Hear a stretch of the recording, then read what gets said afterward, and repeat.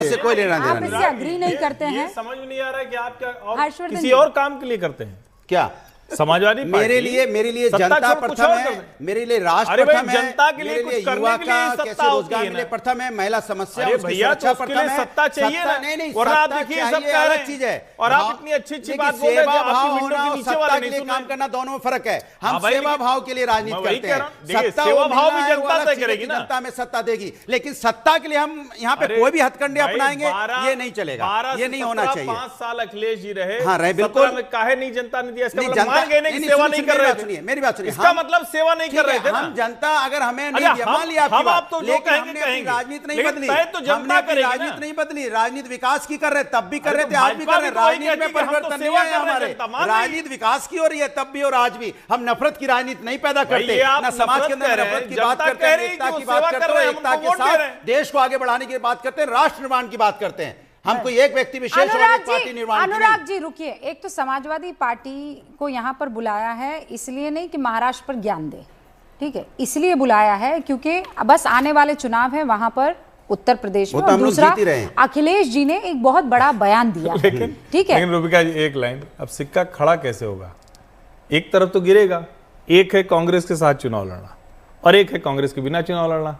अब सिक्का खड़ा तो होगा नहीं, सिक्का तो एक तरफ जाएगा, तो कौन सी तरफ जाएंगे? हम लोग हमेशा से देखो, एक चीज, हम भारतीय जनता पार्टी नहीं है पार्टनर, क्या मतलब से साथी होते हैं। अगर साथी हमारा कोई मुसीबत में होगा तब भी हम हाथ पकड़ के रखेंगे, क्योंकि हम हिंदुस्तानी संस्कृति संस्कार को हम मानते तो हैं। डूबे सनम, राजनीति तुम्हें में भी नहीं, ले डूबेंगे। राजनीति में नहीं, हम फिर उसमें यही 2024 में हम चलेगा। जीते हैं, ऐसा हाँ। नहीं है रूबिका ओके, जी। 43 सीटें आई हैं, सर, 3-4 और आ जाती तो हम सत्ता में मैं होते, आपके विपक्ष लिए में बोल ही होते। नहीं रही थी, आपको क्यों इतना नहीं, परेशान? आपने कहा नहीं, हम तो डूबे सनम, तुम्हें भी ले डूबेंगे। अब ये आप ढूंढते रहिए इसका क्या मतलब है। लेकिन राहुल जी भी हमारे साथ यहाँ पर मौजूद है। राहुल जी, अभी भी आपने सुना ना अनीश जी ने क्या कहा? अनीश जी ने कहा अरे हम हैं शिव सैनिक, हमें पता है। मतलब शिव सैनिक वाली लड़ाई मुझे लगा था इन चुनावों के बाद डी एंड हो जाएगा, अभी वो बंद नहीं हुआ है मेरे ख्याल से।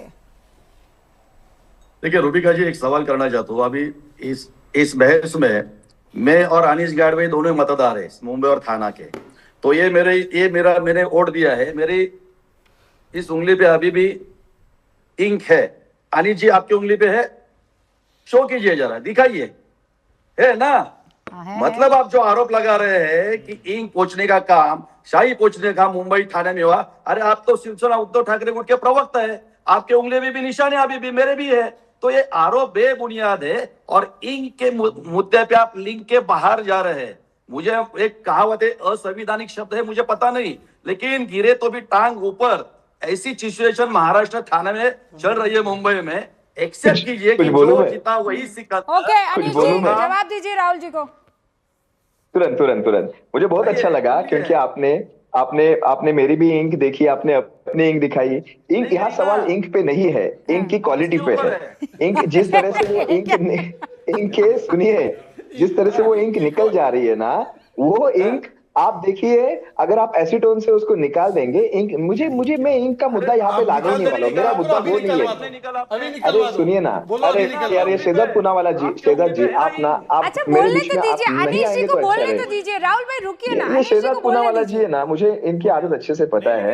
इनको जब भी मैं बात करने आऊंगा पता है, इनको पता है, गुस्सा आ जाते हैं। इनको पता है मैं ऐसा कुछ बोलूंगा कि इनके ऊपर आने वाला है। हाँ, शेजर अनीश जी जी आप अगले 30 सेकंड शांत रहिए, मैं 30 सेकंड में अपनी बात सब रखता हूँ। शांत, सब सुनिए, शांत, हाँ शांत रहेंगे, सब शांत रहेंगे। देखिए अभी आपके सवाल पे मैं जवाब देता हूँ। रूबिका जी, आपने ये सवाल पूछा कि ये इंक मिटना और अपोजिशन, मतलब या फिर इनका सत्ताधारियों का जीतना, इनमें क्या कनेक्शन है, आपने ये सवाल पूछा। ये उतनी ही बात सच है जितना 66 जो बिन विरोध जो चुन के आए हैं, उनका इनको फायदा मिला कि नहीं मिला, क्योंकि उनमें एक भी सीट ना शिवसेना यूबीटी की थी, ना एमएनएस की थी, ना एनसीपी शरद पवार जी के गुट की थी। एक भी सीट ऐसा क्या था कि सारे बिन विरोध इनको ही मिले, हमें तो एक भी नहीं मिला? ऐसा तो नहीं होता है, बिन विरोध तो सब जगह के आनी चाहिए। सुनिए, अब आगे बात, अभी इनकी बात हुई है ना, निर्विरोध। अरे एक कैंडिडेट उसके साथ कोई अपोजिशन ही खड़ा नहीं हुआ। अभी सुनिए, वो भी आप थोड़ी इन्फॉर्मेशन निकाल लीजिए, आपको मिल जाएगा उसका भी पूरा इन्फॉर्मेशन। वो भी मुंबई के आसपास का नहीं है वो। अभी सुनिए, यहाँ पे मेरी खुद की वाइफ का वोट बोगस हुआ है। अब मैं क्या बोलूं, मेरी खुद की वाइफ का वोट बोगस हुआ। अभी ये तो मैं झूठ नहीं बोल सकता ना, मेरी खुद की वाइफ का वोट बोगस हुआ और उसके खिलाफ मैं क्या कोर्ट में जाऊंगा? अगर मैं कोर्ट में गया तो क्या मेरी वाइफ का वो वोट कंसिडर करेंगे? अरे कोई आके गया, उसका नाम डाल के गया शहजाद जी। और हमें पूछा जाता है, मेरी वाइफ को पूछा जाता है आपका आईडी दिखाओ। अरे ये बोगस वाले को पूछना चाहिए था। रूबिका जी, और मैं ये भी बताता हूँ कहाँ पे ये हुआ। मेरी वाइफ का राहुल जी को अच्छे से पता है मेरी वाइफ का वोटिंग कहाँ पे होगा, कोबरी भाजपा खड़ी में, लोकमान्य नगर एरिया में। ठीक है, राहुल जी को अच्छे से पता है वो। बोगस वोटिंग होगी आपकी वाइफ के नाम देखिए, एक तो रूबिका जी मैं फिर से डिबेट पे ये बोलना चाहता हूँ कि आप बाकी सबको तो कन्विंस करना, अदालत और जनमत को कन्विंस करना छोड़ दीजिए, आपके संगत वालों को नहीं कर पा रहे। दूसरी बात, आपकी वाइफ का क्या, अगर किसी का भी गलत वोट किया गया है, उस सीट का आप काउंटरमांड करने के लिए पेटिशन डाल सकते हैं। आप क्या कर रहे हैं, ताली बजा रहे क्या? जाओ पेटिशन डालो ना। बिहार से लेकर अभी तक ताली बजा रहे थे। बिहार में भी बहुत वोट फेक हो गए, हम लोग के साथ चोरी हो गई, सब कुछ बोल दिया। अब क्यों बौखला रहे हैं भाई? अनीश जी, सुनने की भी आदत डाल दो, सुनने की भी आदत डाल दो, सुनने की आदत नहीं है। अच्छा शहजाद जी, आपके टाइम पे चुप रहे ना, अब उनको बोलने दीजिए। आखिरी बात देखो रूबिका जी, एक मेन चीज जिस पर मुझे लगता है हर्षवर्धन जी भी बोलना चाहेंगे, अल्टीमेटली ठाकरे, बाला साहेब ठाकरे जी की जो लेगेसी, ये लाइव तस्वीरें आ रही है शहजाद, उसी पे फडणवीस जी पहुंच रहे हैं। बीजेपी दफ्तर की तस्वीरें आपको दिखा देना चाहती हूँ।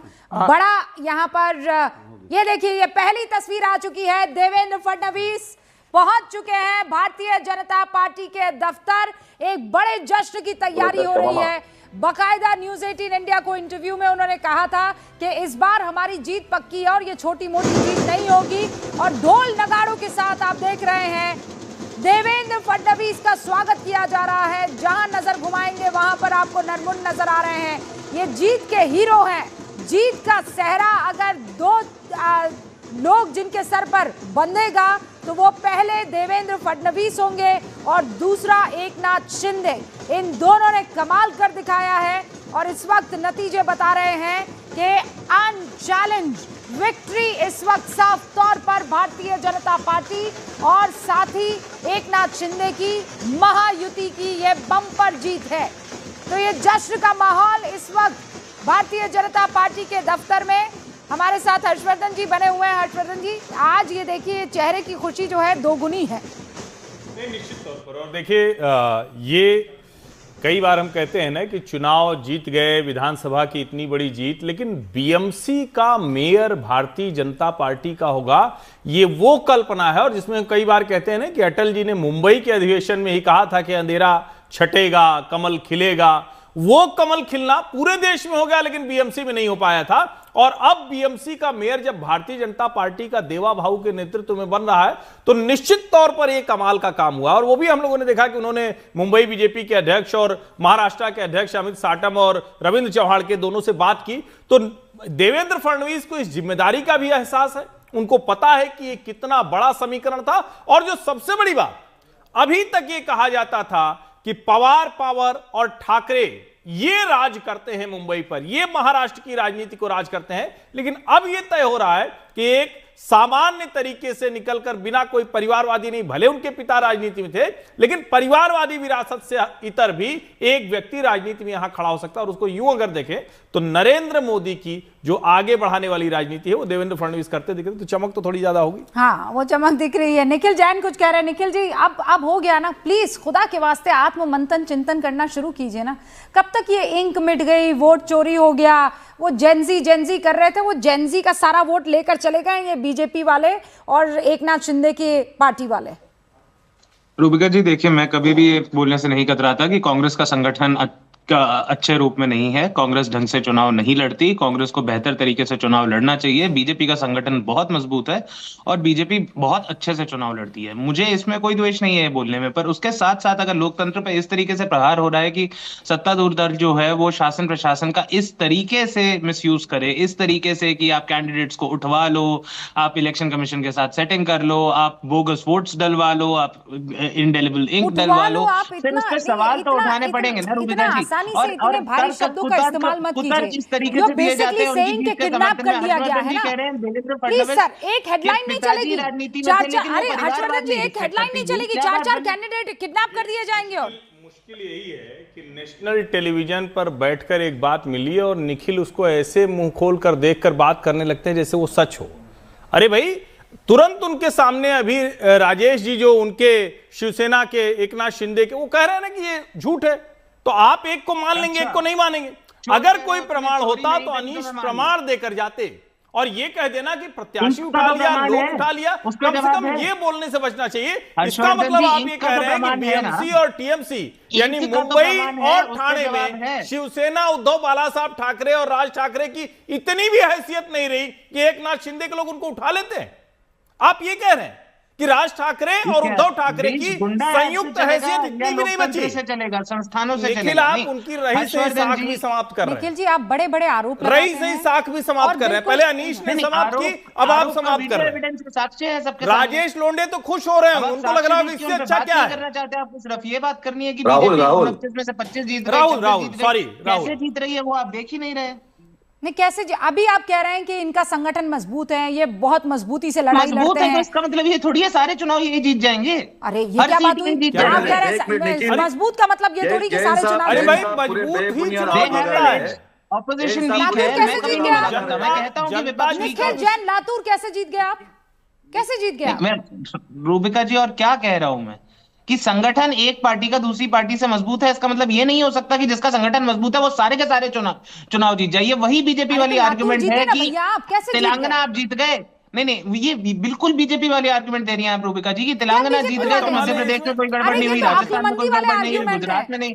नहीं, कोई जिस IQ लेवल से आप लोग अपनी हार जीत तय करते हैं ना सर, छोटा सा बच्चा 4 साल का वो भी कहेगा ये क्या है, इनसे तो किसी तरह की कोई बहस ही नहीं हो सकती है। भारत की क्रिकेट टीम बेहतरीन है, इसका मतलब ये है कि भारत की क्रिकेट टीम दुनिया का हर मैच लॉजिक कोई और दे तो आप उसे भाजपा का लॉजिक कह दे, ऐसे कैसे चलेगा भाई?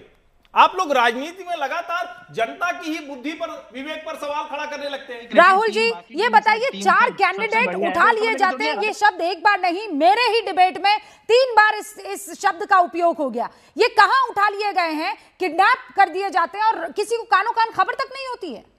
निखिल जैन और अनिल जी ये पूरा बेबुनियाद आरोप लगा रहे हैं। 4 और 5 या 4, 10 उम्मीदवार उठा लेते थे, एक भी उठा लेते थे, उनका परिवार पुलिस स्टेशन में जाके कंप्लेंट करता था, पुलिस के पास जाता था, आरोप लगाता था। और एक कैंडिडेट ने प्रेस कॉन्फ्रेंस लेके जाहिर किया कि मुझे किसी ने उठाया नहीं, मैं दिन दहाड़े दोपहर के 12 बजे गया, पुलिस एंट्री की और मिल के आया। मैं पहले ही बता रहा था कि घर में बैठ के इलेक्शन नीचा नहीं जाता। एकनाथ शिंदे साहब रहो जिन्होंने मुंबई और थाना, आज भी वो 18 घंटे काम करते, लोगों में जाते, लोगों की समस्या छुड़ाने का काम करते, लोगों को मदद करते, संगठन मौजूद करते। राज ठाकरे, उद्धव ठाकरे ने क्या किया? घर में बैठ के फेस टू फेस जाने के बजाय फेसबुक से लोगों के पास जाते। और महाराष्ट्र का उन्होंने एक नारा दिया था कि मुंबई से संयुक्त महाराष्ट्र, लेकिन महाराष्ट्र में घूमे नहीं। जो नगर पालिका के चुनाव हुए उधर गए नहीं, राज ठाकरे गए नहीं, उद्धव ठाकरे गए नहीं, लेकिन एकनाथ शिंदे साहब पूरे महाराष्ट्र में घूमे। आज भी 18 घंटे काम करते हैं, लोगों के पास जाते हैं, लोगों को मदद करते हैं। इसलिए मैं कहता हूं कि जो आरोप है ना, गिरे तो भी टांग ऊपर, ऐसा अनीश और निखिल जी का चल रहा है। शिवसेना और भाजपा जनता पार्टी ये डेवलपमेंट की ड्यूटी को एक्सेप्ट किया है। रखना चाहूंगी, मेरे साथ निखिल भी हैं और अनीश जी भी हैं और यहाँ पर हर्षवर्धन जी भी हैं। देवेंद्र फडणवीस ने टोटल कैंपेन मीटिंग्स और रैलीज जो की थी वो 37 थी। एकनाथ शिंदे टॉप कर रहे हैं चार्ट को, 25 पब्लिक मीटिंग्स, 29 रोड शो, कुल मिलाकर 54 ऐसे कार्यक्रम उन्होंने, 54 कार्यक्रम उन्होंने अटेंड किए हैं। अजीत पवार 25 यानी तीसरे नंबर पर। फिर आती है बारी उद्धव ठाकरे की, जॉइंट मीटिंग्स इन नासिक, थाने और मुंबई 3। राज ठाकरे ने जॉइंट मीटिंग्स इन नासिक, थाने, मुंबई 3। कांग्रेस 0, निखिल जैन। और फिर आप कहते हैं हम तो चुनाव लड़ रहे थे पर ये लोग हमको जिता ही नहीं रहे हैं। ये आंकड़े बता रहे हैं कि आपकी मेहनत कितनी थी। कांग्रेस इन चुनाव में सबसे बड़ा प्लेयर नहीं थी, तो कांग्रेस के लिए मैं पहले भी नहीं कह रहा हूं कि कांग्रेस हार गई, उसमें कोई दिक्कत है। मेरा सिंपल सा पॉइंट ये है कि अगर बीजेपी का संगठन सबसे अच्छा है, इसका मतलब ये नहीं होगा कि देश का हर चुनाव वो जीतेंगे। और अगर कोई चुनाव जीत गया, इसका मतलब ये भी नहीं है कोई धांधली हो रही है। आप इंक पे कोई जवाब नहीं दे पा रहे। सत्ता पक्ष के जो दोस्त है वो क्या अजीब अजीब बेतरके आर्ग्यूमेंट दे रहे हैं कि आपकी इंक नहीं मिटी, मेरी इंक नहीं मिटी, तो मतलब किसी की भी नहीं मिटी। ये क्या आर्ग्यूमेंट हुआ यार? अगर इस नहीं, पैनल अब पे ये- कोई बंदा एक तो ये आप लोगों को कॉन्फिडेंस था, कसम से आप जैसे लोग अगर राहुल गांधी के इर्द गिर्द रहेंगे तो और भला ही होगा, मुझे लगता है।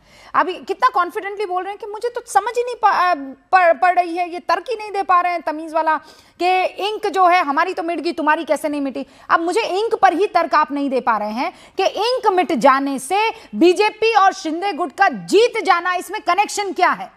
What is the connection? ये इंक मिट जाना, जिसका मान लीजिए मैं वोट डाल के आई, मेरी इंक मिट गई, मैं तो हो सकता है कि बीजेपी के अगेंस्ट वोट डाल के आई होती। ये इंक मिट जाने का किसी के वोट पड़ने, कम होने, बढ़ने का क्या संकेत है? रूबिका जी, पेपर लीक होता है तो पेपर कैंसिल होता है या नहीं होता? अरे कि क्या आप तर्क दे रही हैं कि जो चुनाव की इंक इलेक्शन कमीशन लगाती है, जो हफ्तों तक रहती है, जो इंश्योर करती है कि एक व्यक्ति 2 बारी वोट ना डाल सके, वो इंक मिट जा रही है और आपको मजाक लग रहा है? अरे इसका मतलब बीजेपी कैसे जीत गई? सत्तारूढ़ दल ही जीतेगा ना, या और कोई जीतता है? अनीश जी ने उसका आर्गुमेंट